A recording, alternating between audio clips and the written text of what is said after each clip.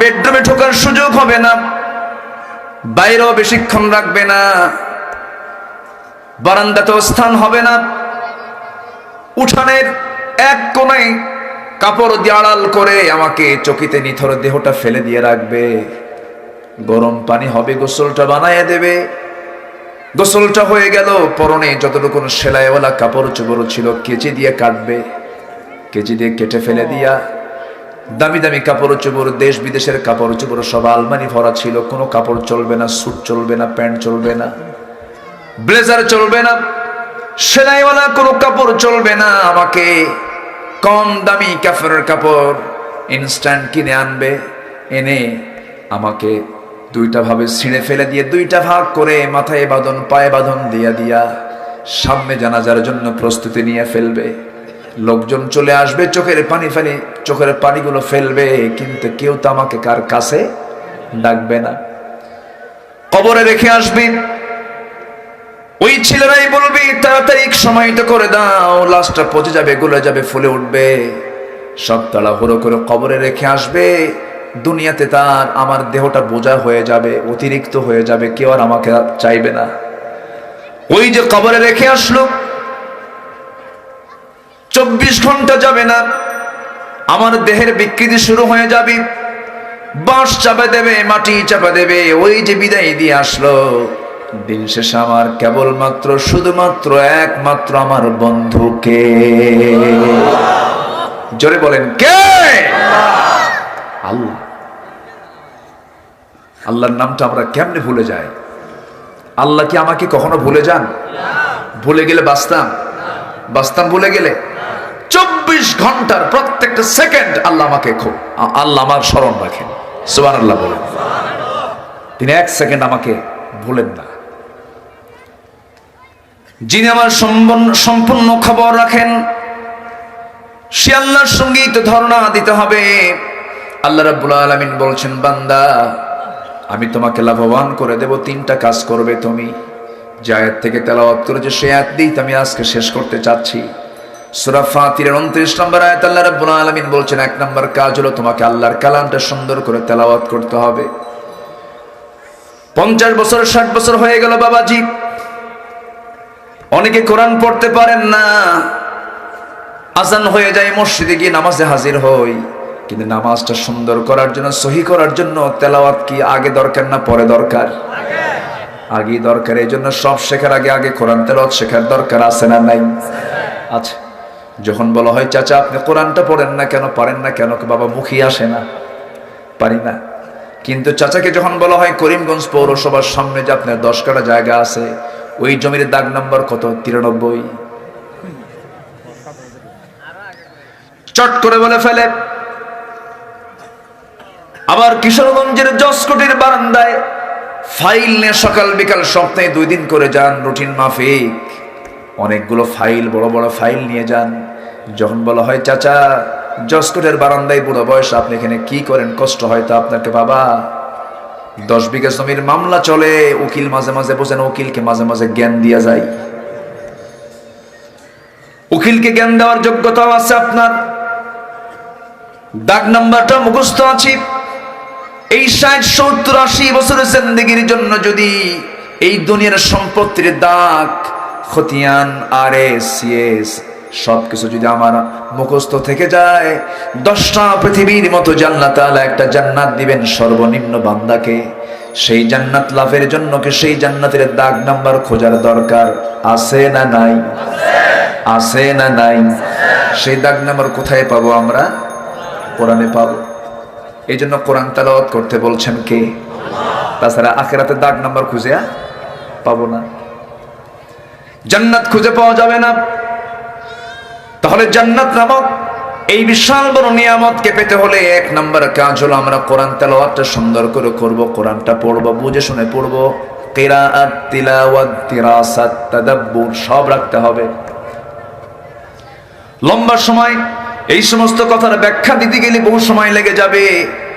আল্লাহ রাব্বুল আলামিন কিরাআত বলেছেন ইকরা, তেলাওয়াতের কথা বলেছেন উতলু, আবার তাদাব্বুরের কথা বলেছেন আফালা ইয়াতাদাব্বারুনাল কুরআন আম আলা কুলুবিন আকফালুহা। সব তোমাকে করতে হবে, শুধু মুখস্থ করলেই হবে না, এটাকে মেমোরাইজ করতে হবে, মূল বক্তব্য বুঝতে হবে। আমার ভাইয়েরা, সেই জান্নাত পাওয়ার জন্য আমি আপনাদেরকে এক নম্বর আহ্বান জানাচ্ছি, অবাল বৃদ্ধ বনিতা যারা আছি সব মুসলমানের জন্য কোরআন শেখাটা কি বলেন, আরো যে কোরআন শেখাটা কি। সামনের সময় আসতেছে কি মাস বলেন? রমজান মাস চলে আসছে। আল্লাহুম্মা বারিক লানা ফি রজব ওয়া শাবান ওয়া বাল্লিগনা রমাদান। আল্লাহ রজব শাবানের বরকতে ধন্য করো, রমজান পর্যন্ত হায়াত বাড়াইয়া দাও। জোরে বলি আমিন, আরো জোরে আমিন। রমজানের দামটা এত বাড়লো কিসের কারণে বলেন? বলেন কিসের কারণে? কিসের কারণে? কোরআন মানলে আমার সম্মান মর্যাদা কমবে না বাড়বে? বেড়ে যাবে। আমার ভাইয়েরা, একটু কান লাগান, মনোযোগ দিয়ে শুনুন কথাগুলো। আমরা মুসলমান এই দেশে 95%, 90 থেকে 95% মুসলমান। এখানে হাজার মানুষ আছেন, এই যে হাজার হাজার মানুষ এসেছেন, সবাই বসে আছেন। যদি একটা প্রশ্ন করি বাবাজি, যুবকরা মন খারাপ করা যাবে না, কিন্তু যদি একটা প্রশ্ন করি, কয়জন ভাই আছে আমরা সহি করে কোরআন পড়তে পারি? হাত কি সবার উঠবে নাকি? বলেন, হাত কি সবার উঠবে? উঠবে না। এটার জন্য ব্যর্থতা আমাদের আছে না নাই? ব্যক্তি ব্যর্থতা আছে, পারিবারিক ব্যর্থতা আছে, সামাজিক ব্যর্থতা আছে, রাষ্ট্রীয় ব্যর্থতাও আছে, আছে না নাই? আচ্ছা, মুসলমানের যে ইলম হাসিল করা ফরজ, তলাবুল ইলম ফরিদাতুন আলা কুল্লি মুসলিম। প্রত্যেকটা মুসলমানের জন্য, নর নারীর জন্য কোরআনের জ্ঞান হাসিল করা কি ফরজ। ইলমটা কি? আন লাউহে মাহফুজ, আইন লাম মিম, আন লাউহে মাহফুজ। লাউহে মাহফুজ থেকে আসা যে কিতাব, সেই জ্ঞান, কিতাবের জ্ঞান অর্জন করা সবার জন্য কি ফরজ। কিন্তু সিলেবাস সংযোজন হয়, সিলেবাসের সংকোচন হয়, বাদ পড়ে, সিলেবাস আবার কিছু ইনক্লুড করে, কিছু বাদ পড়ছে, কিছু ঢুকছে কি জানেন? মানুষ আগে বানর ছিল, মানে কিছু বাদ পড়ছে, কিন্তু কবি ফররুখের কবিতা বাদ পড়েছে, কবি নজরুলের কবিতা বাদ পড়েছে, বুঝেন নাই? সেখানে ঢুকছে হলো কি জানেন? কোন যেন এক লেখকের লেখা বই, তার নাম হচ্ছে গরু কবিতা ঢুকছে, আর আমার নবীর কবিতা বাদ পড়ে গেছে। সম্মানিত ভাইয়েরা, একটু কান খাড়া করবেন।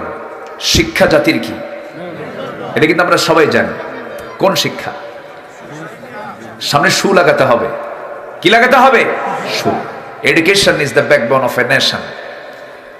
জাতির মেরুদণ্ড হচ্ছে শিক্ষা।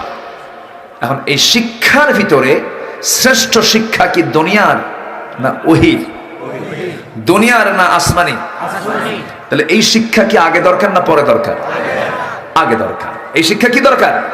আগে দরকার। এই শিক্ষাটার দুর্বলতার কারণে ফলাফল কি জানেন? শিক্ষার হার, আমি যদি প্রশ্ন করি, আগের তুলনায় এখন শিক্ষার হার কমেছে না বেড়েছে? বেড়েছে। পিতামাতার প্রতি খেদমতের হার বেড়েছে না কমেছে? তো শিক্ষার ফলাফল কি এটা হওয়া উচিত ছিল? বলেন, শিক্ষার ফলাফল কি এটা উচিত ছিল?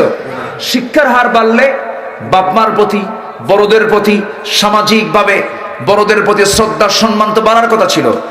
আগের চাইতে আদবের দিক থেকে, আগের যুগে যে মানুষকে সম্মান দিত, স্নেহ দিত, আদব করত, সেই তুলনায় এখন কি সেটার হার বেড়েছে না কমেছে?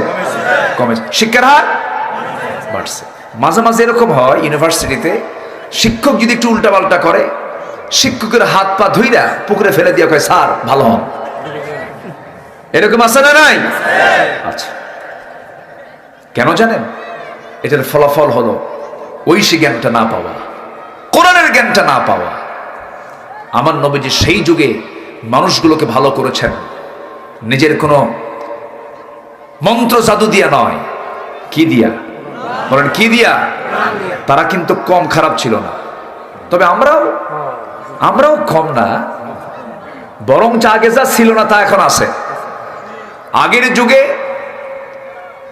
3 বছরের শিশু ধর্ষিত হয়েছে, এমন রেকর্ড নাই, কোন ইতিহাস আমরা পাইনি।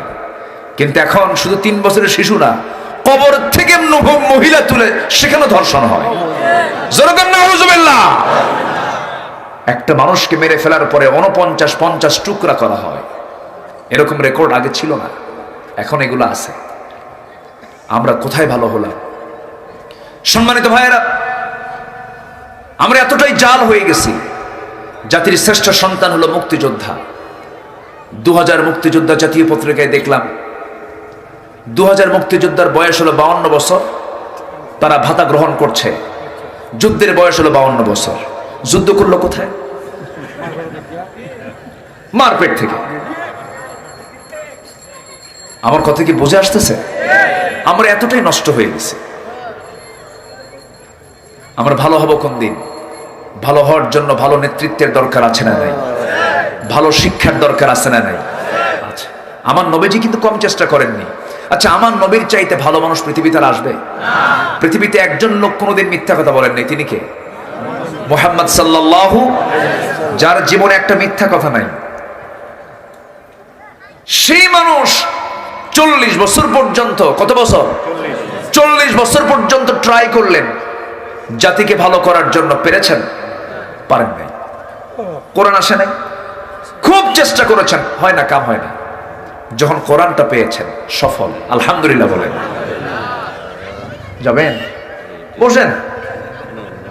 ও আচ্ছা আচ্ছা, ও মুরব্বী বসেন। শোনেন, আমাদের চেয়ার তো নকল, উনি তো চেয়ারম্যান। চেয়ারম্যান মানে কি? চেয়ারের যে ব্যক্তি তাকে চেয়ারম্যান বলা হয়। আছেন তো? আচ্ছা জি, আমার খুব ভালো লেগেছে ওনাকে, ওনার কিছু কথা আমি শুনেছি। তো আমার দিকে তাকান, কষ্ট পাচ্ছেন না তো? তাহলে আমার নবীজি সফল হলেন নিজের কিছু দিয়া না কোরআন দিয়া? বলেন কি দিয়া? সেই কোরআন আজও আছে না নাই? সূর্য যেমন আমাকে সফল আলো দিয়ে আমাকে সুস্থ রাখে, ভালো রাখে, ঠিক তেমনি সূর্যের মালিক সে আল্লাহ তাআলা আমাকে কোরআন দিয়েছেন আমাকে ভালো থাকার জন্য। অবশ্যই কোরআন আমাকে ভালো রাখবেই, ঠিক কিনা বলেন?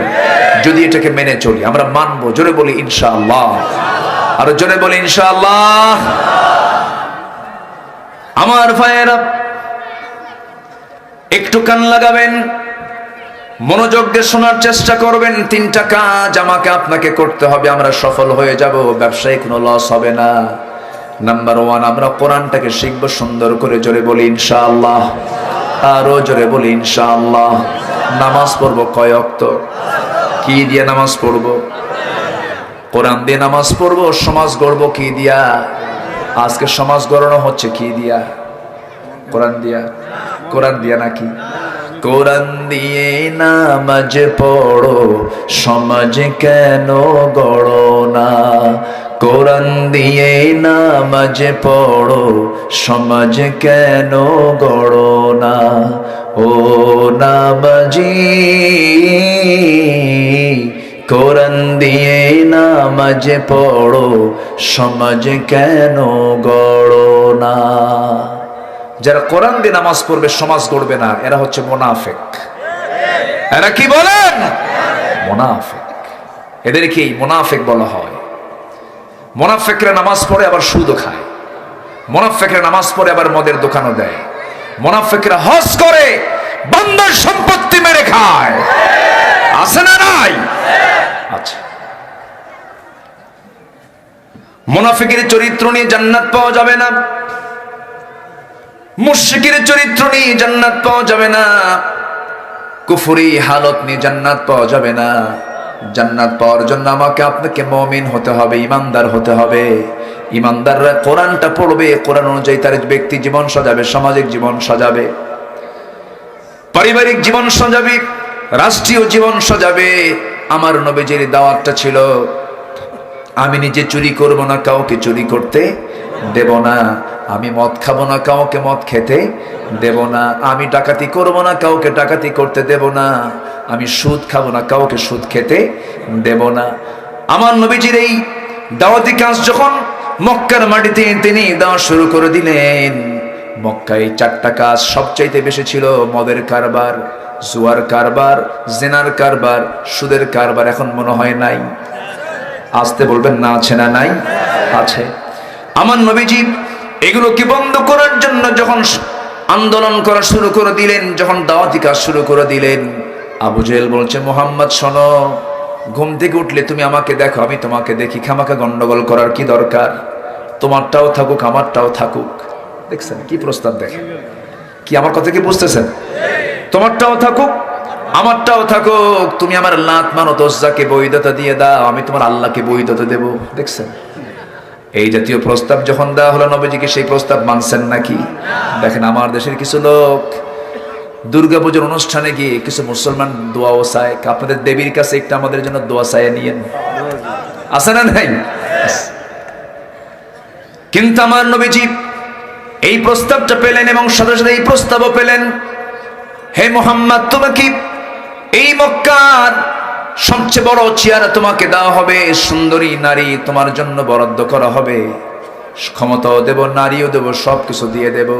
রাসূল বললেন, চাচা, ও মক্কার নেতারা, তোমরা আমাকে বুঝতে পারো নাই, তোমরা আমাকে যে প্রস্তাব দিচ্ছ, এমন এই প্রস্তাব কেন? আকাশের ওই দুর্লভ সূর্য চাঁদ যদি ডান বাম হাতেও হাজির করো, আল্লাহর দিন থেকে আমি মুহাম্মদ এক চুল পরিমাণ নড়ব না। জোরে বলি সুবহানাল্লাহ, আরো জোরে বলি সুবহানাল্লাহ। শুরু হয়ে গেল নির্যাতন, নিপীড়ন। সাহাবায়ে কেরামকে যেখানেই পায় সেখানেই মারি। ইয়াসার পরিবারকে শেষ করে দেওয়া হলো। আমার বন্ধুগণ, বেলালকে মারতে মারতে রক্তাক্ত করে ফেলে দেওয়া হলো। মেরেই মরেই গেছেন বেলাল। কোনো মতো সেই জায়গা থেকে স্বর্ণ মুদ্রা দিয়ে বেলালকে আবু বকর সিদ্দিক রাদিয়াল্লাহু আনহু সেখান থেকে মুক্ত করে আনলেন, নবীর সামনে হাজির করছেন। রাসূল বলছেন, বেলাল রে, তোমার মাথা থেকে পা পর্যন্ত কোন একটা জায়গা বাদ নাই জখম হওয়া। এই যে নির্যাতন তুমি সহ্য করলে বেলাল, তোমার দেহ থেকে যে রক্ত ঝরেছে বেলাল, আমি তোমাকে বলে দিচ্ছি, ও বেলাল, বেশি দিন দূরে নয়, এই জমিনেই আল্লাহর দ্বীন কায়েম হয়ে যাবে। নবীজি নামাজ পড়েন, মেরাজ থেকে এসে নামাজ তো ফরজ হয়ে গেছে মক্কার মাটিতে। আমার নবীজি নামাজ পড়েন, কাবা শরীফের ভিতরে 360টা মূর্তি ঢুকায় রাখছে। নবীজির বড় কষ্ট হয়, এই মূর্তিগুলোর ভিতরেই পড়ে আছে, রাসূল সেজদা দিচ্ছেন, কষ্ট পাচ্ছেন। পৌত্তলিকতা প্রীতি আরবের সবচাইতে বড় ছিল। আমার নবীজি কি করবেন? আমার নবীজি সেই সময় ওই কাবার ভিতরে, কাবার একটা দরজা, সেই দরজার চাবি ছিল একজন ব্যক্তির হাতে। তাকে ডাক দিয়ে বলছেন, ও ওসমান বিন তালহা, এদিকে আসো, আমি তোমাকে একটা প্রস্তাব দেব। কি প্রস্তাব? আমার বুকি বড় আশা, তুমি একটু আমাকে কাবার চাবিটা দিলে পরে আমি একটু চাবিটা দিয়ে তালাটা খুলবো, ভিতরে ঢুকে তৃপ্তি ভরে আমি আল্লাহকে সেজদা দেব। ওসমান বিন তালহা রাসূলের এই প্রস্তাবকে নাকচ করে দিয়া রাসূলকে একটা ধাক্কা মেরে দিয়েছে। আমার নবীজি মুখ থুবড়ে জমিনে পড়ে গেলেন। মুখ থুবড়ে জমিনে পড়ে যাওয়ার সঙ্গে সঙ্গে আবার মুস্কি হাসি মেরে আমার নবীজি দাঁড়ায় গিয়ে বলছেন, ওসমান বিন তালহা, আজকে তোমাদের পাওয়ার, আজকে তোমাদের ক্ষমতা বলে আমাকে তুমি ধাক্কা মেরে জমিনে ফেলে দিয়েছ। আমি তোমাকে একটা কথা জানান দিচ্ছি ওসমান বিন তালহা, আজকে যে কাবার চাবি তোমার হাতে দেখা যাচ্ছে, শোভা পাচ্ছে, বেশি দিন দূরে নয়, আল্লাহ আমাকে ওই চাবি একদিন আমার হাতে তুলে দিবে। জোরে বলে সুবহানাল্লাহ, আরো জোরে বলে সুবহানাল্লাহ। এই কথা বলার সঙ্গে সঙ্গেই ওই চাবিওয়ালা ব্যক্তি মনে মনে চিন্তা করছি, আরবের বুকে সবচাইতে বড় সত্যবাদী মুহাম্মদ, মুখ থেকে ঘন মিথ্যা কথা বের হবে না, এটাই সত্য হয়ে যাবে। এখন মনে মনে চিন্তা করছে, আমি আমার রাস্তা ক্লিয়ার করি। আস্তে করে ডাক দিয়ে বলছে, মুহাম্মদ শোনো, তোমাকে চাবি দেব, তবে শর্ত হলো আবু জেহেল যেন না জানে। কে যেন? আবু জেহেল যেন না জানে। রাসূল বললেন, ঠিক আছে, দাও চাবি। চাবিটা নিলেন, সুন্দর করে খুললেন, ভিতরে ঢুকে দেখেন মূর্তিগুলো সাজানো। নবীজির বুকটা ফেটে যাচ্ছে। ঈমানদার কখনো শিরকির, পৌত্তলিকতার কোনো কিছু সহ্য করতে পারে না, কারণ ঈমানদারের রক্তের মধ্যে ইব্রাহিমের রক্ত থাকে, ঈমানদারের ভিতরে ইসমাইলের রক্ত আছে। আমার বন্ধুগণ, এবার কি হলো? মনে মনে সিদ্ধান্ত নিলেন, কিভাবে আল্লাহর ঘরকে পবিত্র রাখা যায়, কিভাবে নাপাক মুক্ত রাখা যায়, এই ফিকির হঠাৎ করে সিদ্ধান্ত নিলেন, কি করব জানি না। সঙ্গে সঙ্গে আল্লাহ তাআলা বলছেন, হে রাসূল, এখনো সময় আসে নাই, ক্ষমতা আপনার হাতে আসে না, আপনি দোয়া করেন, ওয়াকুর রাব্বি আদখিলনি মুদখালা সিদকিন ওয়া খারিজনি মুখরাজা সিদকিন ওয়াজআল লি মিন লাদুনকা সুলতানান নাসীরা। জোরে বলুন আল্লাহু আকবার। আমার নবীজি ওই অবস্থায় রেখে চলে আসলেন। মক্কায় শেষ পর্যন্ত থাকতে পারলেন না। নবীজিকে গালিগালাজ দেওয়া হলো, নবীজির বংশ নিয়ে কথা বলা হলো, লেস কাটা বলা হলো, গণক বলা হলো, কবি বলা হলো, পাগল বলা হলো, উম্মাদ বলা হলো, রাষ্ট্রদ্রোহী বলা হলো, মামলা পর্যন্ত ঢুকিয়ে দেওয়া হলো, হত্যার হুলিয়া জারি করা হলো। আমার নবীজি কোনো জমিতে হামলা দিলেন না, কারো বাড়িতে আগুন ধরাইয়া দিলেন না, কাউকে কোনোদিন কটূক্তি একটা কথাও বললেন না। এত বড় ষড়যন্ত্র কেন করা হচ্ছে? মূল কারণ হলো রাসূল বলেছেন সমাজে ইসলাম বিরোধী কোনো কর্মকাণ্ড চলতে দেওয়া যাবে না। ঠিক কি না? আল্লাহ তো জানিয়ে দিয়েছেন, সূরা আলে ইমরানের 104 নম্বর আয়াতে এসেছে, ওয়ালতাকুম মিনকুম উম্মাতুন ইয়াদউনা ইলাল খায়রি ওয়া ইয়া'মুরুনা বিল মা'রুফি ওয়া ইয়ানহাউনা আনিল মুনকার। জোরে বলি আল্লাহু আকবার।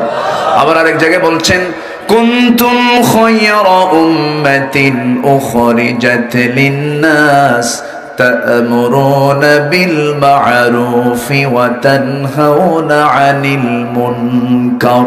জোরে বলি আল্লাহু আকবার। তোমরা কি করবে? সৎ কাজের আদেশ দেবে, অসৎ কাজের বাধা প্রদান করবে। এই দায়িত্বের জন্য আল্লাহ তাআলা আমাকে আপনাকে দুনিয়াতে পাঠিয়েছেন। যে অন্যায় করে আর যে অন্যায় সহে, অপরাধ কি এক না দুই? অপরাধ কি এক রকম না দুই রকম?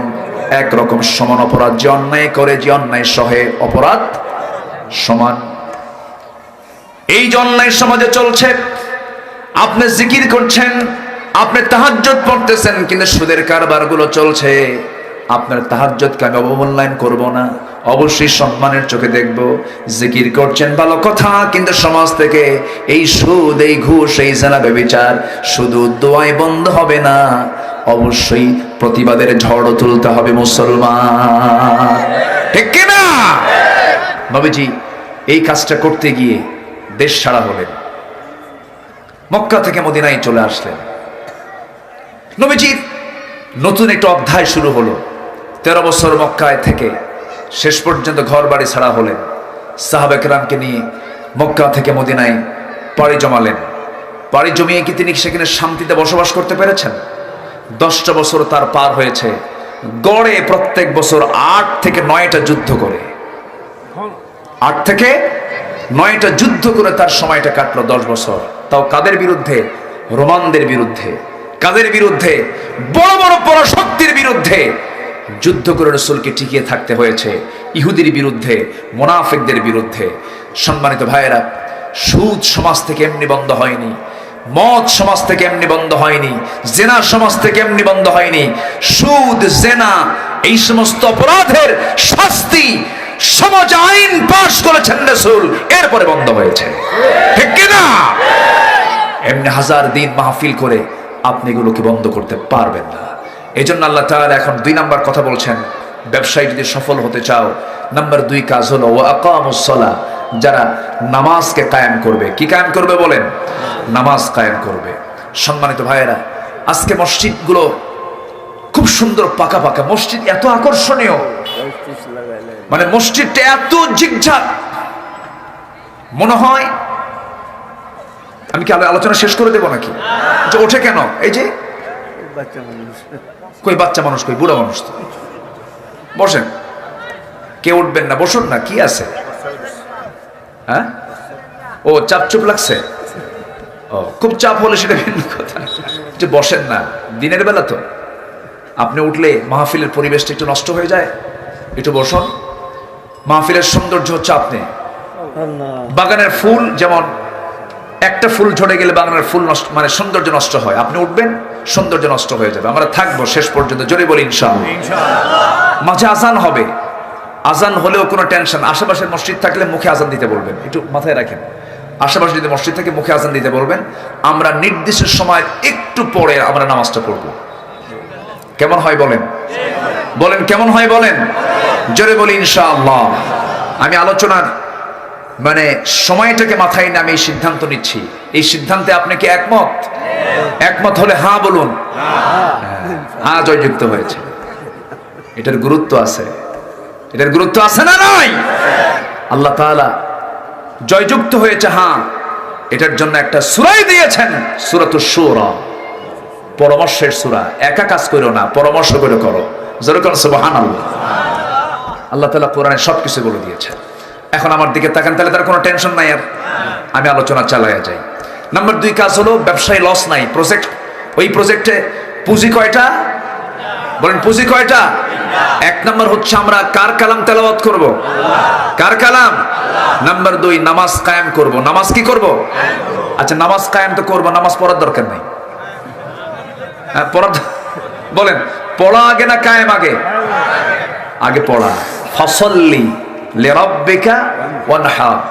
আপনি নিজের সৈনিকের প্রস্তুতি নিতেই পারেন নাই, আপনি নামাজ কায়েম করবেন কেমনে? এই জন্য নামাজ আগে পড়তে হবে। সবাই কি নামাজ পড়বো? 5 ওয়াক্ত নামাজ সবাইকে পড়তে রাজি আছেন? জোরে বলি ইয়া আল্লাহ, আরো জোরে ইয়া আল্লাহ। আমাদেরকে 5 ওয়াক্ত সালাত আদায় করার তৌফিক তুমি আল্লাহ দিয়া দাও। জোরে বলে আমিন। নামাজ তো পড়লাম, ঠিক আছে, যদি নেতা বেনামাজি হয় মানবেন? এই দেখেন সব চুপচাপ। মানবেন? ভালো করে মানবেন। যে আল্লাহকে ফাঁকি দেয় সে আমাকেও ফাঁকি দেবে। এই জায়গায় ভুল করা যাবে না। কিন্তু সবচেয়ে বড় চোর হলো নামাজ চোর, যে নামাজ পড়ে না। আমার নবীজি নেতৃত্ব দিয়েছেন, নেতৃত্বের ইঙ্গিত দিয়েছেন নামাজ থেকে। নবীজির ইন্তেকাল হবে, নবীজি মারা যাবেন। রবিউল আউয়াল মাস চলে আসছে। রাসূলের প্রচন্ড মাথা ব্যথা, জ্বর। জ্বর আর মাথা ব্যথা হচ্ছে সুন্নাহ রোগ। আলহামদুলিল্লাহ বলেন। নবীজির জ্বর হয়েছিল আর মাথা ব্যথা হয়েছিল। যাদের জ্বর আসে মাথা ব্যথা হয়, ভাববেন যেটা রাসূলের সুন্নাত আদায় হচ্ছে। বলি আলহামদুলিল্লাহ। অনেকের অসুখ বিসুখ নেই, খুব ভাব নেয়, এরকম কিছু লোক আছে। কিন্তু এই 60 বছর চলে, কোনোদিন ওষুধ খাই নাই রে, তোরা কি করিস? এরকম আছে না নাই? আছে। ফেরাউনের কোনোদিন অসুখ হয় নাই, কারণ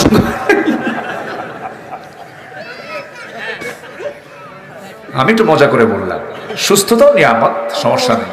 কিন্তু অসুস্থ বিশ্বের সেরা মানুষও ছিলেন, মুহাম্মদ সাল্লাল্লাহু। আমার নবীজি মারা যাবেন, প্রচন্ড জ্বর, শুধু খিচুড়ি মেরে উঠতেছে, মাথায় প্রচন্ড ব্যথা, এবং রাসূলকে বিষ প্রয়োগ করা হয়েছিল। ইহুদি মহিলা কোন একটা দাওয়াতে তাকে দাওয়াত দিয়ে নিয়ে, সাহাবী কয়েকজন ছিলেন এবং রাসূল সেই দাওয়াতে ছিলেন। খাবার খাওয়া মাত্রই 2 সাহাবী শহীদ হয়ে গেলেন।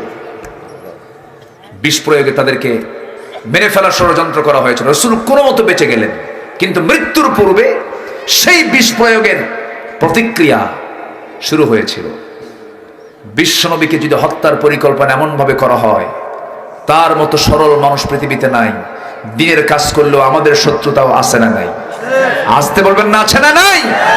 আচ্ছা, আমার নবীজি ইন্তেকাল করবেন, তিনি সোজা চলে গেলেন আম্মা জান আয়েশার ঘরে। দরজায় নক করলেন, আয়েশা দরজা খুলো। ভিতরে ঢুকিয়ে বলছেন, আয়েশা আমার চোখটা প্রচন্ড ব্যথা করছে, মাথা ব্যথা করছে, আমার মাথায় একটু পানি ঢেলে দাও। পানি ঢেলে দেওয়া হলো। আম্মা জান আয়েশা বালিশ আগায় দেন। রাসূল বলছেন, আয়েশা বালিশ না, তোমার উরুটা আগায় দাও। উরুতে মাথা রেখে কোলে শোয়ায় রেখে রাসূলকে খেদমত করছেন আম্মা জান আয়েশা। আমার নবীজি দুনিয়া থেকে বিদায় নেবেন। 63 বছর 9 ঘন্টা তিনি বেঁচে ছিলেন। ইন্তেকাল করবেন আমার নবীজি, মুহূর্ত সময় চলে এসেছে। বলছে, আয়েশা রে, বেলাল তো আযান দিয়ে দিল, দেখি তো মসজিদে যাই, নামাজ পড়ি। একটু নিজের পায়ে ভর করে দাঁড়াতে নিলেন, মাথা চক্কর মেরে পড়ে গেলেন। বলছেন, আয়েশা বুঝতে পেরেছি আমার জামাতে নামাজ আর আদায় হবে না, আমি আর পারবো না জামাতে নামাজ পড়তে। ওরে আয়েশা, বেলাল তো আযান দেওয়া শেষ করে দিল, নামাজ তো বন্ধ রাখা যাবে না। তুমি আমার প্রিয় সাহাবী, তোমার বাবা, আমার বাল্যদিনের বন্ধু, আমার 3 বছরের ছোট আমার আবু বকরকে বলো আমার মুসল্লায় দাঁড়ায় যেন আমার দায়িত্ব পালন করে। রাসূল বুঝায় দিলেন আমার পরবর্তী খেলাফতের দায়িত্ব আমার আবু বকরই পালন করবে। যেরকম সুবহানাল্লাহ। রাসূল নেতৃত্ব দিলেন কোন জায়গায়? কোথায় দিলেন বলেন? কোথায়? মসজিদ থেকে নেতৃত্ব তৈরি হবে। আমার নবীজিও বলে দিলেন, নামাজ শুরু হয়ে গেল। নবীজির হুজরা খানা থেকে তেলাওয়াত শুনতে পাচ্ছিলেন। রাসূল বলছেন, আয়েশা শুধু শুনবো না, আমি একটু দেখতে চাই, আমাকে একটু শক্ত করে ধরো, আমি জানালার কাছে যেতে চাই। জানালার কাছে তাকে শক্ত করে নিয়ে যাওয়া হলো। সাহাবায়ে কেরাম নামাজ শুরু করেছেন, সূরা কেরাত পড়ছেন, রুকুতে যাচ্ছেন। যখন আবু বকর নামাজ শুরু করেছেন, সাহাবায়ে কেরাম হাউমাউ করে কান্দে আর মনে মনে ভাবতেছে, বুঝতে পেরেছি নবীজির পিছনে আমরা নামাজ পড়তে পারবো না, আমরা মনে হয় নবীর পিছনে নামাজ পড়তে পারবো না। সাহাবায়ে কেরাম নামাজ পড়ে কান্দি। আমার নবীজি সাহাবায়ে কেরামদের সিজদা, রুকু, নামাজের দৃশ্য দেখে রাসূল কেঁদে ফেলছেন, কাঁদতেছেন। আম্মা জান আয়েশা নবীজির চোখের পানিগুলো, গালের পানিগুলো আস্তে করে হাত দিয়ে মুছা দিয়ে বলছেন, হুজুর আপনি কাঁদেন কেন? তারা তো নামাজ পড়ছে। রাসূল বলছেন, আয়েশা রে, মানুষের কান্না দুই প্রকার, একটা হলো চরম আনন্দের কান্না, আর একটা হলো চরম দুঃখের কান্না। এটা আমার চরম আনন্দের কান্না আয়েশা, আমার আজকে চরম আনন্দ পাচ্ছি। তুমি জানো আয়েশা, এই নামাজ আদায় করতে গিয়ে মক্কার মাটিতে আমি একদিন নামাজ পড়তে নিয়েছি। আমি রুকুতে চলে গেছি, উতবা, সাইবা, মুগীরারা আমার পিঠের উপরে উটের পচা নারী ভুঁড়ি চাপায়া দিয়েছে। এই নামাজ কায়েমের আন্দোলন করতে গিয়ে তায়েফের মানুষ আমাকে মেরে মেরে রক্তাক্ত করে দিয়েছে। এই নামাজ কায়েমের সংগ্রাম করতে গিয়ে আমাকে মক্কার মানুষ ঘাড় ধাক্কা দিয়ে মক্কা থেকে বের করে দিয়েছে। আমার ইয়াসারকে শহীদ করে দিয়েছে। আমি মক্কা থেকে মদিনায় চলে এসেছি, বদর যুদ্ধের নেতৃত্ব দিয়েছি নামাজ কায়েমের জন্য। এই নামাজ কায়েমের জন্য হুদের ময়দানে আমার দাঁত দুইটা ভেঙে দিয়েছে কাফের মুশরিকরা। খন্দকের পরীকে খনন করতে গিয়ে কোদাল মারতে মারতে আয়েশা ওই যে কোমর কুজা হয়েছে, আজ পর্যন্ত কোমরটা সোজা করে হাঁটতে পারি না। ওরে আয়েশা, এই কোমর ভাঙ্গা দিয়া, এই দাঁত ভাঙ্গার মধ্য দিয়া, হিজরতের মধ্য দিয়ে, জিহাদ সংগ্রামের মধ্য দিয়ে নামাজ আজকে রাষ্ট্রীয় পর্যায়ে কায়েম হয়েছে। আয়েশা, এই চরম আনন্দই আমার চোখ থেকে পানি বের করে দিয়েছে। ওরে আয়েশা, আমি মনে হয় দুনিয়া থেকে বিদায় হয়ে যাব আয়েশা। এই কথা বলে তিনি আবার শুয়ে পড়লেন। এরপরে বলছেন, আয়েশা কেমন যেন মুখটা কেমন গন্ধ গন্ধ মনে হচ্ছে, একটা মেসওয়াক এনে দাও তো। বুখারীর বর্ণনা, মেসওয়াক আনবেন কেমনে? তিনি দুরুদে রাসূলকে মাথা দিয়ে শোয়ায় রেখেছেন। বড় ভাইকে ডাক দিয়ে বলছেন, ভাই একটা মেসওয়াক এনে দাও তো। মেসওয়াক এনে দেওয়া হলো। সেই মেসওয়াকটা আমার নবীর হাতে আগে না দিয়ে, আম্মা জান আয়েশার বয়স তখন 18 বছর, মেসওয়াকটাকে শক্ত দাঁতে চাবায় চাবায় নরম করে দিচ্ছে। চাবায় চাবায় নরম করে দিয়া নবীর মুখে তুলে দিলেন। নবীজি হাতে মেসওয়াকটা নিয়ে একটা মুস্কি, একটা হাসি মারলেন। হাসি মেরে আগে মেসওয়াক না করে আম্মা জান আয়েশার মুখে লাগানো থুতু, মেসওয়াকের আগায় লাগানো ছিল, সেই থুতুগুলো, সেই লালাগুলো আমার নবী চুষে চুষে পান করছেন আর মুস্কি মুস্কি হাসতেছে আর বলছেন, আয়েশা আমি আমার জীবনের শেষ হকটুকুন একটু আদায় করার চেষ্টা করলাম। আমি আয়েশা, আমি তোমাকে খুব ভালোবাসি। আমার নবীজি আম্মা জান আয়েশাকে সর্বশেষ খুশি করার চেষ্টা করলেন। আম্মা জান আয়েশা বলেন, আমি 9টা কারণে আল্লাহ তাআলা আমাকে শ্রেষ্ঠত্ব দান করেছেন। নাম্বার 1 হলো 9 বছর বয়সে আমি নবীর নববধূ হয়েছি। 13 বছর বয়সে আমি বউ হয়ে তার ঘরে পদার্পণ করেছি। আমি একমাত্র কুমারী। আমি জিবরাইলকে নিজের চোখে দেখেছি। আমি রাসূলের সঙ্গে একই বিছানায় শুয়ে আছি। এই সময় আমি থাকতে ওহী নাজিল হয়েছে। আমার শানে আল্লাহ তাআলা আয়াত নাজিল করেছেন। আমি আয়েশা, আমার নবীজি আমার মুখের লালা তার সর্বশেষ খাবার ছিল। রাসূল দুনিয়া থেকে বিদায় নেবেন, আমার ঘরটাকে তিনি পছন্দ করেছেন। আমার উরুতে মাথা রেখে রাসূল দুনিয়া থেকে বিদায় নিয়েছেন। সর্বশেষ আমার নবীজি আমার সঙ্গে সর্বশেষ হাদিস বর্ণনা করে তিনি দুনিয়া থেকে বিদায় নিয়েছেন। আমার সঙ্গে তার সর্বশেষ কথা হয়েছে। সেই সর্বশেষ কথাটা হলো আসসালাতু ইমা মালাকাত আইমানুকুম। নামাজ আর আমার উম্মতের নামাজ কখনো ছেড়ে দেওয়া যাবে না। নামাজের কথা বললেন। রাসূল দুনিয়া থেকে বিদায় নিয়ে নেবেন, বিদায় লগন চলে আসছে। রাসূল বলছেন, আয়েশা মনে হয় দুনিয়া থেকে আমি বিদায় নিয়ে নেব। আম্মা জান আয়েশা সিদ্দিকা রাসূলকে সুন্দর করে খেদমত করতে লাগলেন। রাসূল দুনিয়া থেকে বিদায় হয়ে গেলেন। আম্মা জান আয়েশা বলেন, আমার ঘরটাই হয়ে গেছে নবীজির কবর। জোরে কোন আল্লাহু আকবার। আমার ঘরে রাসূলকে কবর সমাহিত করা হয়েছে। আমার বড় আশা ছিল নবীর পাশে আমি ঘুমাবো, আমার স্বামীর পাশে আমি ঘুমাবো। কিন্তু ইসলামের বড় একজন খলিফা ওমর ফারুক যখন আমার কাছে লোক মারফত পাঠালেন, আমি ওমর থাকতে চাই, আমাকে থাকার সুযোগ দিলে পরে আমি খুব খুশি হতাম। আমার ভাই আবু বকর শুয়ে আছেন, আমি তার পাশে শুয়ে থাকবো, নবীর পাশে শুয়ে থাকবো। এমন মহান ব্যক্তি আমার কাছে প্রস্তাব দেওয়াতে আমি আমার জায়গা ওমরকে ওয়াকফ করে দিয়েছি।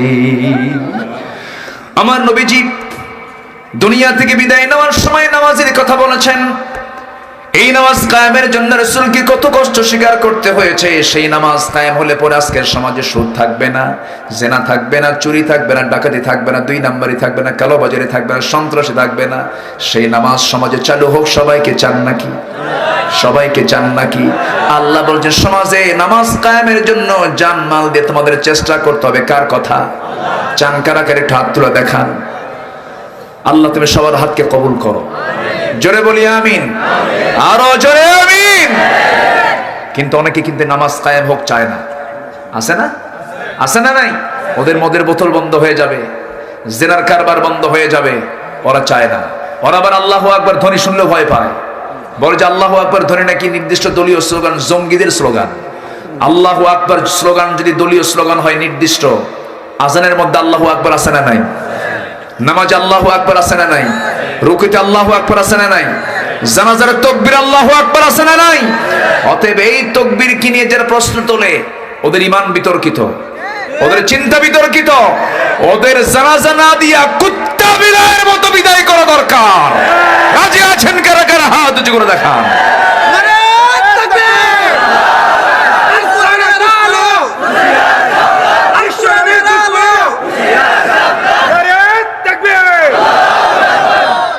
আল্লাহ তুমি সবার হাতকে কবুল করো। জোরে বলি আমিন। হাত নামান। কষ্ট পাচ্ছেন নাকি? আলোচনা চালাই? কোনো সমস্যা, কোনো অসুবিধা? জোরে বলি ইনশাআল্লাহ। আমি খুবই খুশি হয়েছি।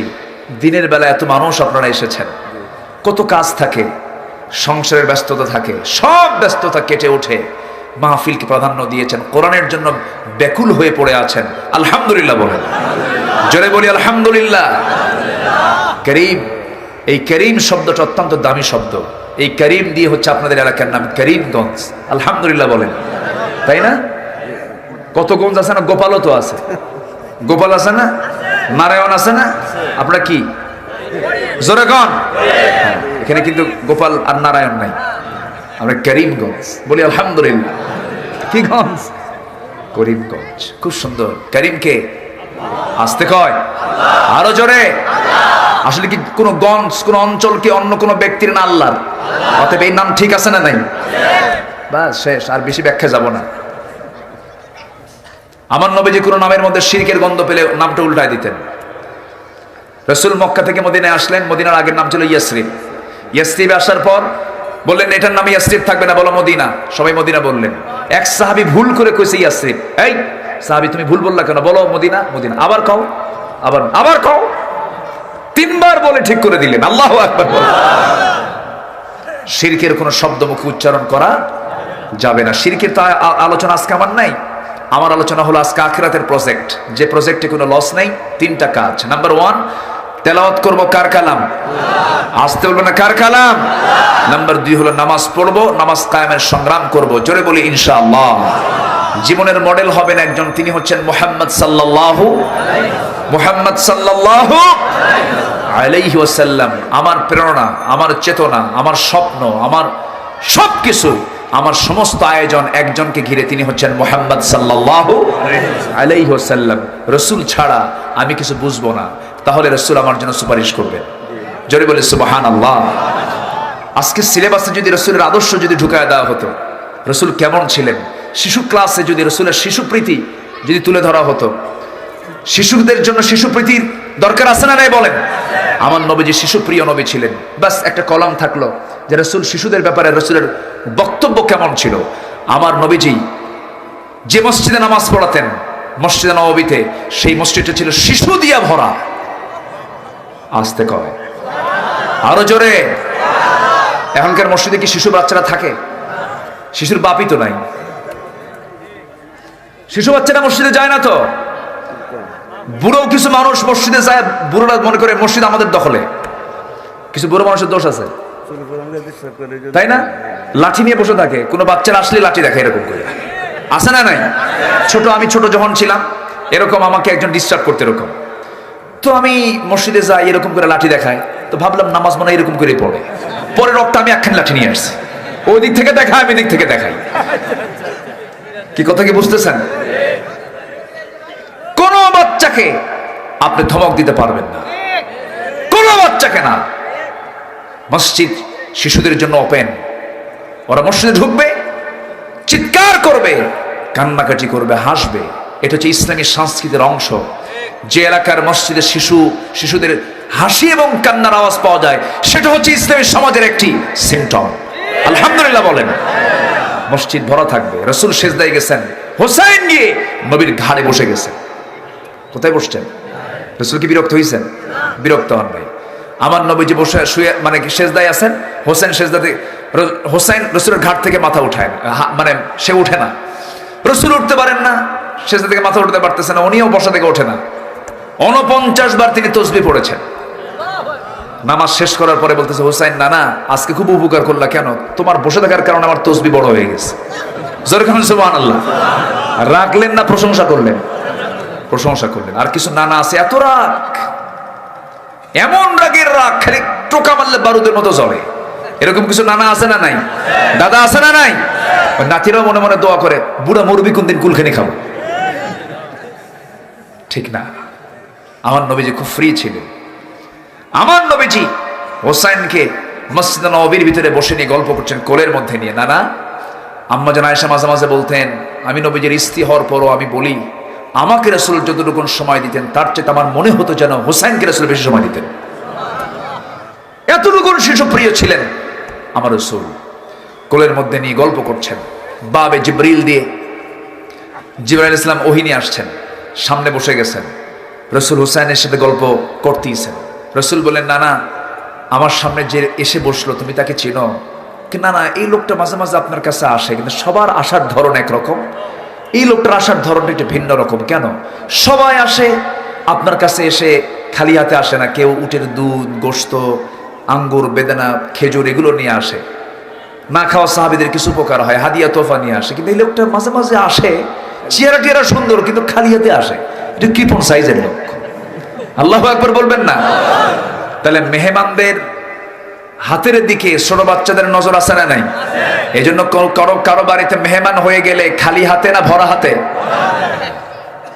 আমার নবীজি হোসেনকে বলছেন, না না মেহমানকে এমন করে কথা বলে? কে মেহমানকে তো বলবোই, খালি হাতে আসে কেন? আল্লাহ বলছেন, জিবরাইল পকেটে হাত দাও, জান্নাতের আঙ্গুরের ছড়া আছে। জান্নাতের আঙ্গুরের ছড়াটার সামনে ঝুলায় রাখলেন জিবরিল আমিন। রাসূল বলছেন, কে বলেছে হোসেন তোমার কৃপণ সাহাবী? তোমার জন্য দেখো কত সুন্দর টসটস আঙ্গুর এনেছে। হোসেন বলছে, না না, এতক্ষণ ভাবছিলাম সাধারণ কৃপণ, এখন দিকে মারাত্মক কৃপণ। কেন? পকেটে আঙ্গুর থুই আঙ্গুর বের করে না। সুবহানাল্লাহ। বিশ্বনবী কি চরিত্র! বাচ্চাদের সঙ্গে কি ফ্রিলি কথা বলতেন। এই সমস্ত রাসূলের শিশুপ্রীতি, শিশুর প্রতি ইসলামের ভূমিকা, এই জাতীয় কোনো ওয়াজ, এই জাতীয় কোনো বক্তব্য সিলেবাসে নাই। আগডুম বাগডুম। আচ্ছা, ঘোড়াটিন দেখছেন কোনোদিন আপনারা? হ্যাঁ? দাদার হাতে কলম ছিল, এটা কি আদবের কথা না বেয়াদবের কথা বলেন? এই সমস্ত শিক্ষাগুলো আমরা শিখাবো না। বাচ্চার সবার হাতে, বাচ্চাদের হাতে সবার আগে কি দেবো আমরা? কোরআনটা তুলে দেব। আমার নবীজি মসজিদে নববীর ভিতরে বসে সাহাবায়ে কেরামকে নিয়ে ওয়াজ করছেন। সামনে দরজায় দাঁড়ায় আছেন হোসাইন, এক সাহাবী দরজায় পাহারা দিচ্ছেন, কে ঢোকে কে আসে যায় রিপোর্ট নিচ্ছেন। তো হুসাইন এসে বলতেছে, চাচা দরজাটা খোলেন, আমি একটু নানার সঙ্গে দেখা করব।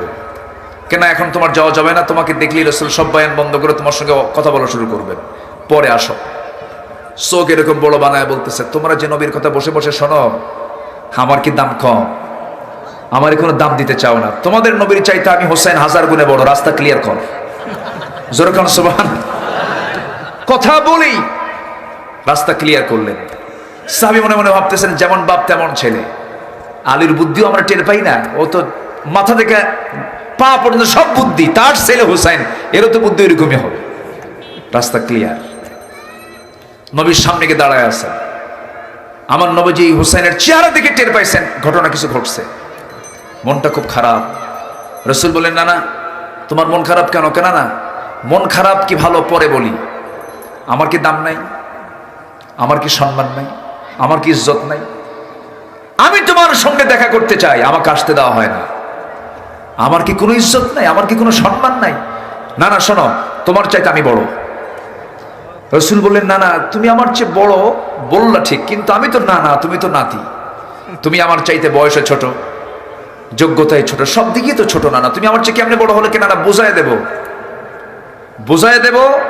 শর্ত হলো সব সাহাবীকে আগে ডাক দাও আমার সামনে। সব সাহাবীকে ডেকে আনা হলো। রাসূল বলেন, না না, তুমি কি বুঝাবা বলো। এবার বলছে, না না, প্রশ্ন বেশি করব না, মাত্র 3টা প্রশ্ন করব। কিন্তু না না, তুমি বলো তো, আমি তুমি যখন নিরিবিলি যখন থাকি, আমার সবচাইতে বসার প্রিয় জায়গা কোনটা বলো তো? রাসূল বলেন, আমার বুক। রাসূল বললেন, আমার বুক। হোসেন বলছেন, না না, তাহলে শুয়ে পড়ো। শুয়ে পড়লেন। শুয়ে পড়ার সঙ্গে সঙ্গে লাফ মেরে নবীর বুকের উপরে এসে বসে বলছেন, না না, তোমাকে 3টা প্রশ্ন করব, সবাইকে সাক্ষী রেখে বলো তো তোমার আব্বার নামটা কি? আমার নবীজি মুস্কি হাসি মেরে বলছেন, না না, আমার আব্বার নাম হলো আব্দুল্লাহ। কোন বংশ? কুরাইশ বংশ, মক্কার মানুষ। এতটুকুই তোমার বাবার পরিচয়টা শেষ। কিন্তু তুমি তো জানো নিশ্চিত আমার বাবাটাকে। আমার বাবা হলেন দুনিয়ার সমস্ত কাফের বেঈমানদের জন্য যাকে আসাদ করে পাঠানো হলো আমার গর্বিত পিতা আলী রাদিয়াল্লাহু তাআলা আনহু। তোমার পিতা আব্দুল্লাহ, আমার পিতা আলী, দুজনকে 2 পাল্লায় দিয়ে দাও। আল্লাহর কসম, আমি বলতে পারি আমার বাবার ওজনটাই ভারী হয়ে যাবে বাবা। না না। রাসূল মুস্কি মুস্কি হাসি হাঁটছেন। এরপরে বলছে, না না, আর কি প্রশ্ন করবি কর। এবার বলছে, না না, তুমি বলো তো তোমার মার নামটা কি? রাসূল বলছেন, আমার মার নাম হলো আমেনা। বাড়ি তার কোথায়? মদিনায়। এতটুকুই তার পরিচয় শেষ। না না, কিন্তু তুমি তো জানো আমার মার পরিচয়টা কি। আমার মা হলো তোমার দেহের কলিজার টুকরা, খাতুনে জান্নাত মা ফাতিমা। আমার মা ফাতিমা, তোমার মা আমেনা, দুজনকে 2 পাল্লায় দিয়ে দাও। আল্লাহর কসম করে বলবো, আমার মা ফাতিমার ওজনটাই বেশি ভারী হয়ে যাবে। না না। আমার নবীজি কান্দেন আর বলছেন, না না, আর কি প্রশ্ন করবি বল। এবার বলছে, না না, তোমার সাহাবীদেরকে শোনায় দাও কথাগুলো। বলো তো না না, তোমার নানার নামটা কি? তোমার নানা কি? আমার নবীজি বলছেন, আমার নানা হলেন ওহাব জোহরি। বাড়ি তার কোথায়? মদিনায়। কি করতেন? ব্যবসা করতেন। তোমার নানার পরিচয় এতটুকুই শেষ, এর চাইতে বেশি দেওয়া যাবে না। কিন্তু ও নানা, তুমি তো নিশ্চিত জানো আমার নানাটাকে। আমার নানা হলেন সর্বকালের, সর্বযুগের সর্বশ্রেষ্ঠ মহামানব, যার সৃষ্টির ভিতর দিয়ে গোটা বিশ্ব সৃষ্টির পরিকল্পনা। রাসূল আকরাম নবী মুকাররম জনাবে মুহাম্মদুর রাসূলুল্লাহ সাল্লাল্লাহু আলাইহি সাল্লাম। আমার নানা হচ্ছেন রাহমাতুল লিল আলামিন, আর আমার আল্লাহ হচ্ছেন রব্বুল আলামিন। আমার নানাকে 1 পাল্লায় দাও। নানা, তোমার নানাকে 1 পাল্লায় দাও। আমার নানার ওজনটাই ভারী হয়ে যাবে। আমার নবীজি বিজ্ঞচিত কথাগুলো শুনে, ছোট্ট মানুষের মুখ থেকে এমন বিশাল কথা শুনে নাতিকে জড়িয়ে ধরে চুম্বন করতে লাগলেন। গণ্ডদেশ, চিবুক, মাথা থেকে পা পর্যন্ত সব চুমায় ভরায় দিয়ে বলছেন, নানা রে, সত্যি করার্থে আজকে বলছি, নবী হওয়ার পরও যুক্তির দিক থেকে আজকে তোমার কাছে আমি হেরে গেছি। জোরে কোন সুবহানাল্লাহ। আমার ভাইরা, এজন্য নবীর সুন্নাত, নবীর আদর্শগুলো জানার দরকার আছে না নাই? আসতে বলবেন না, আছে না নাই? বাচ্চাদেরকে দিন শেখাবো, নামাজ তো পড়বই। আমি বাচ্চারে নিয়ে যাব মসজিদে। আপনি নামাজ পড়ছেন, আপনার সন্তানকে নামাজ শেখাবেন। মসজিদে গেলে সন্তানটা সময়ের জ্ঞান জানবে, সময়ের মূল্য দেওয়া শিখবে, শৃঙ্খলা শিখবে, আনুগত্য শিখবে, বদ্ধতা শিখবে, আদব শিখবে, কোথায় কোথায় কেমন বলতে হয়, কিভাবে চলতে হয় সবকিছু শিখবে। এই জন্য সন্তানকে ওর সাথে নেওয়ার দরকার আছে না নাই? আসতে বলবেন না, আছে না নাই? আল্লাহ তুমি সবাইকে এইগুলো বোঝার তৌফিক দিয়ে দাও, জোরে বলি আমিন। কি ফাটলো এই জায়গায়? এটা কি ফাটার জন্যই দিছে নাকি? মাঝে মাঝে ফাটুক, ও মাঝে মাঝে ফাটে না তো বেলুন দিবেন না, খালি ফাটলে তো ওর দিকে আবার নজর যায় মানুষের। আচ্ছা যাই হোক, কষ্ট পাচ্ছেন না তো? আর কিছু চালাই? বিকেলে বাজার নাই আপনাদের? বাজারও নাই, খাবেন না? ও আচ্ছা, খুবই সুন্দর, বলি আলহামদুলিল্লাহ। তাহলে কয় কাজে লস নেই বলেন তো? চলতেছে কয় নাম্বার? আর আছে কয়টা? একটা। আর একটা বলি আমি শেষ করে দেব, একটু বসেন। আজান হলে বিশেষ করে যারা নামাজি হয় না, ওদের মধ্যে ঝড় ওঠে, ওদের মনের মধ্যে কি ওঠে? ঝড়। আজানটা দিল, নামাজটা পড়ি কখন? এই যে পেরেশানি, এই পেরেশানি যার মধ্যে থাকে, আল্লাহ তাআলা তাকে আরশের ছায়ার নিচে স্থান করে দিবেন। জোরে বলে সুবহানাল্লাহ। বসুন, ওযুর জন্য সময় পাবেন, সমস্যা নেই। হয়তো ভাবতেছেন ওযু করব, নামাজ পড়ব। হ্যাঁ, এই পেরেশানি সবার মধ্যে থাকার দরকার আছে না নাই? হাইয়া আলাস সালাহ মানে কি জানেন? হাইয়া মানে কি? তাড়াতাড়ি। হাইয়া মানে কি? তাড়াতাড়ি। হাইয়া আলাল ফালাহ, তাড়াতাড়ি কল্যাণের দিকে আসো। নামাজ পড়লে হার্ট ভালো থাকে, নামাজ পড়লে ব্রেন ভালো থাকে। আলহামদুলিল্লাহ বলবেন না? ডাক্তার দেবী শেঠি ভারতের একজন বড় ডাক্তার, না দোয়া করে দিন, মানুষ চলে যাচ্ছে তো। বসেন, হ্যাঁ একটু বসেন। ডাক্তার দেবী শেঠি একজন হিন্দু ভদ্রলোক, বড় ডাক্তার। যারা চিকিৎসা জগতে থাকেন, চিকিৎসকদের খবর টবর নেন, তারা ডাক্তার দেবী শেঠির নামটা সবাই জানেন। তো এই দেবী শেঠি, তিনি গোটা পৃথিবীর সকল ধর্মের মানুষের তিনি চিকিৎসা করেন। হিন্দু যায়, বৌদ্ধ যায়, খ্রিস্টান যায়, ইহুদি যায়, সবাই তার কাছে যায়। বড় ডাক্তার তো, নিজেও তিনি হিন্দু মানুষ। উনি বলতেছেন, আমি গোটা পৃথিবীর সকল রোগী দেখেছি, অনেক রোগী দেখেছি। আমি ব্রেন এবং হার্ট চেক আপ করে লক্ষ্য করে দেখেছি, পৃথিবীতে সবচাইতে ফ্রেশ ব্রেন আর ফ্রেশ হার্ট হলো যে সমস্ত মুসলমান নিয়মিত 5 ওয়াক্ত নামাজে সেজদা দেয়। আমার কথা কি বোঝা গেল? তাহলে আল্লাহ কি নামাজ দিয়েছেন অসুস্থ হওয়ার জন্য, সুস্থ হওয়ার জন্য? সুস্থ হওয়ার জন্য। আসুন আমরা নামাজ ছাড়বো না, নামাজ কায়েমের সংগ্রাম থেকে নিজেকে গুটিয়ে রাখবো না। নাম্বার 3 হলো, আল্লাহ তাআলা আমাকে আপনাকে যা দিয়েছেন সম্পদ, 2 টাকা 5 টাকা 10 টাকা যাই দিয়েছেন, সেখান থেকে কিছু অংশ আমরা খরচ করব কার পথে? ওয়ানফাকু মিম্মা রাযাকনাহুম, আমি যে রিজিকটা দিয়েছি তাদেরকে, অমিম্মা রাযাকনাহুম সিররান ওয়া আলানিয়া, সেখান থেকে গোপনে আর প্রকাশ্যে খরচ করতে হবে কার পথে? আচ্ছা, আল্লাহর পথে দিয়া সেটাকে আল্লাহ নিয়ে নেবেন না আমার দিবেন? আবার আসতে কয়। আর দুনিয়াতে যা আমরা অ্যাকাউন্ট করছি, জমাজমি করছি, এটাকে আমরা নেব না থুয়ে যাব? বলেন, যা করতেছে এগুলোকে নিয়ে যাব না থুয়ে যাব? থুয়ে যাব। আর যা দেব খরচ আল্লাহকে দেব, সেটা কি আল্লাহ নেবেন না আমি পাবো? তাহলে মূল অ্যাকাউন্ট কোনটা ভালো? কাকে দেব? তাহলে ওটাই তো থাকবে আমার। আমরা একটা বোকা, বুঝলেন? আমরা বোকামি করি, আমরা বুঝি না।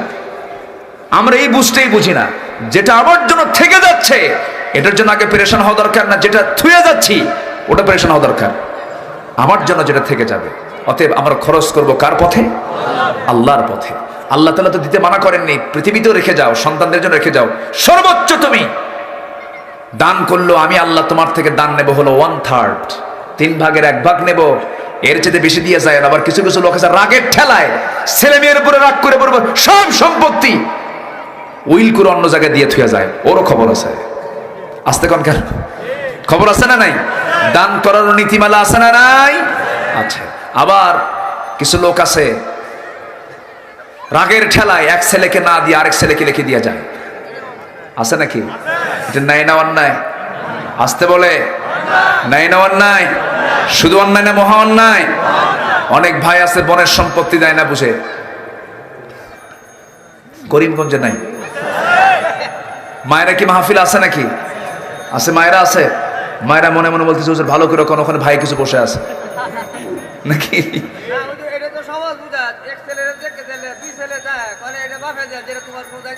হ্যাঁ, দেখছেন এই কথা বলে না? দেখেন, থামেন, আমি বলতেছি। ওর জন্য জাহান্নাম, আমার দিকে তাকান, কথা কিন্তু গুরুত্বপূর্ণ। এগুলো হচ্ছে হক। এগুলো কি বলেন তো? হক। হক নষ্ট দুনিয়াতে করলে আপনার জান্নাত নষ্ট হবে, জান্নাত পাবেন না, জান্নাত বাজেয়াপ্ত হবে। কথা ক্লিয়ার? এখন বোনের সম্পত্তি, বাপ মারা গেছে হলো এক যুগ। কয় যুগ? এক যুগ। বাপ মরে গেছে, রেখে গেছে সম্পদ। যে সময় মারা গেছে সেই সময় ওই সম্পদের মালিক ভাই যেমন হয়েছে, বোনও তেমন হয়েছে। এক যুগ ধরে যে আপনি বোনের অংশতে আপনি যে ধান লাগায় খাইলেন, এটা কি হালাল না হারাম? আসতে কয়। আবার হালাল করার চেষ্টায় ওই ভাই করে কি জানেন, মাঝে মাঝে বোন একটু দাওয়াত দিয়ে নিয়ে আসে, নিয়ে এসে পাশে বসায় দেয়, বসায় দিয়ে বলে, বোন শোনো, আমি তো তোমার ভাই হই, তো একটা কথা বলি কি, বোন রাগ করিও না, না অংশ নিলে কিন্তু ধ্বংস হয়। যেরকম নাউজুবিল্লাহ, কি বলতেছে? অংশ নিলে ধ্বংস হয়। এটা কি কোরআনের ওয়াজ না শয়তানের ওয়াজ? কার ওয়াজ? শয়তান। এগুলো করা যাবে না। অনেক বাপ আছে মেয়েদেরকে ঠকায়, মেয়েদেরকে না দিয়া ওই সম্পত্তি লুকায়া ছেলেদের নামে দলিল করে বোনদেরকে, মেয়েদেরকে ডাক দিয়ে বলে, মা আমি একটা কাজ করছি, তোমরা আমারে মাফ করে দিও। ঠেকা পড়ছে, মাফ করেন।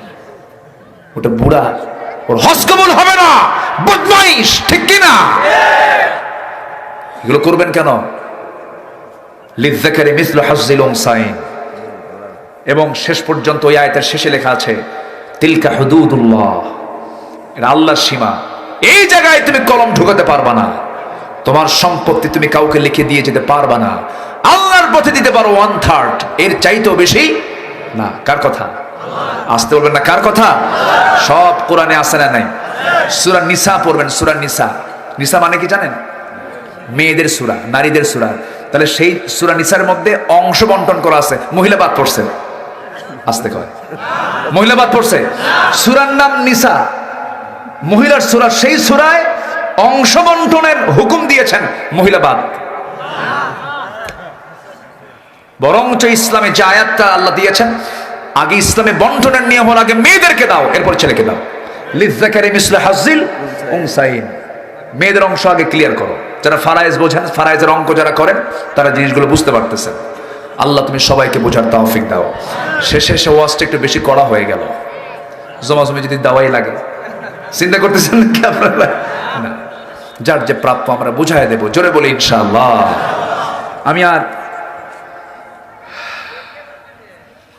আগামী বছর ফেব্রুয়ারি মাসে রাতের বেলায় মাহফিল একটার সময় চায় কর্তৃপক্ষ। হ্যাঁ, মাহফিল করবেন আপনারা, সমস্যা নেই। কে? আমি আসবো? আমাকে আসতে হবে? আসবো, আমি আসবো। আপনারা রাজি আছেন? এত হাত উঠলে আমি যদি না আসি, আমি তো বদ্ধ পেয়ে যাবো। আসাটা দরকার। আচ্ছা, দেখা যাক, আগামীতে আমি চেষ্টা করব। জোরে বলি ইনশাআল্লাহ। দেখা যাক, আমি ডায়েরিটা দেখে আমি কথা বলবো ইনশাআল্লাহ। নাজির ভাই, নাজিম না, নাজিম ভাই না? হ্যাঁ, নাজিম ভাই, তিনি আসছিলেন। ওনার বাবা অসুস্থ, করিমগঞ্জই বাড়ি, আমার খুব কাছের মানুষ। ওনার বাবা হসপিটালে ভর্তি আছেন, ইমার্জেন্সি রোগী। তিনি দোয়া চেয়েছেন তার বাবার জন্য। সবাই দোয়া করবেন, আল্লাহ যেন তার বাবাকে আগের অবস্থায় সুস্থভাবে ফিরে আসার তৌফিক দান করেন। অনেকে দোয়া চেয়েছেন, সবার জন্য দোয়া হবে। অনেক সময় চলে গেছে, আমরা আর সময় দেব না, কারণ আসরের নামাজ অনেক আগে চলে এসেছে। নামাজটা পড়বো না আমরা ইনশাআল্লাহ। এই উম্মতের জন্য স্পেশাল হলো, এই উম্মতের জন্য প্রত্যেকটা জমিনই হলো মসজিদ। আলহামদুলিল্লাহ বলেন। সব জমিন হলো সেজদার জায়গা। আগে কিন্তু এটা ছিল না। এই উম্মতের জন্য আল্লাহ তাআলা এই বোনাসটা দিয়েছেন। নামাজ এখানে হবে, হবে না? এখানে হবে। এখানে যার ওযু আছে, মুখে আজান হবে, এরপর আপনি কিবলামুখী হয়ে দাঁড়িয়ে যাবেন। নামাজ এখানেই হবে। নামাজ মানে নামাজটা শেষ করি, আমরা এখান থেকে বিদায় নেব। তার আগে ছোট্ট একটা দোয়া। দোয়ার দিকে গেলাম। আর তো কোনো ঘোষণা নাই তো? সভাপতি সাহেব, আজকে মাহফিলের সভাপতি কিন্তু আমি অনুমান করতে পারছি না, এখন ডান দিক না বাম দিক?